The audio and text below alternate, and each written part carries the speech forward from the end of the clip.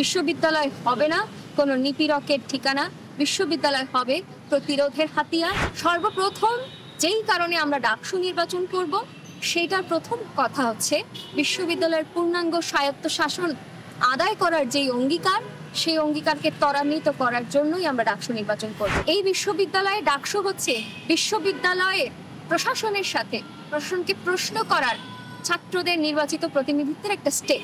তাহলে বিশ্ববিদ্যালয়ের 53% নারী শিক্ষার্থীর জন্য মাত্র 5টি হলের যেই দৃষ্টিভঙ্গি, সেটা একটা বৈষম্যপূর্ণ দৃষ্টিভঙ্গি। তা আমরা ছাত্র সংগঠন হিসেবে বা একজন ছাত্রনেতা হিসেবে আমরা কোনো শিক্ষার্থীকে সুযোগ সুবিধা দেওয়ার জন্য না, বরং প্রশাসনের দায়িত্ব প্রশাসন পালন করবে সেই কথাকে সামনে নিয়ে আসার জন্যই আমরা ডাকসু নির্বাচন করব। খাবারের মান বাড়ানো এবং দাম কমিয়ে খাবারে হলের ডাইনিং সিস্টেম চালু করা এবং হলের খাবারে ভর্তুকি প্রদানের দাবিটা জন্যই আমরা হলে ডাকসু নির্বাচন করব।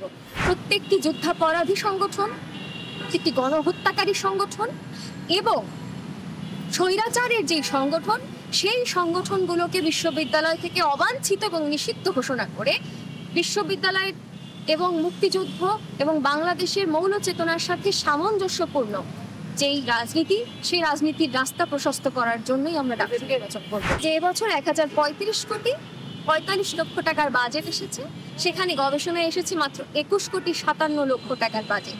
আমরা এই ধরনের গবেষণা বিমুখী যে আয়োজন বিশ্ববিদ্যালয়, সেই গবেষণা বিমুখী আয়োজনের বিরুদ্ধে গবেষণামুখী আয়োজনের পক্ষে আমরা ডাকসু নির্বাচন করব। প্রত্যেকটি বিশ্ববিদ্যালয়ের প্রত্যেক শিক্ষার্থীকে সেই আহ্বান পৌঁছে দেওয়ার জন্য, যেই আহ্বান আমাদের বিশ্ববিদ্যালয়ের শিক্ষার্থীদের সাথে দেশের যে কোনো প্রান্তের যে কোনো শ্রমজীবী মানুষের সাথে সংহতি স্থাপন করার মন, রাজনীতি এবং দর্শন তৈরি করবে।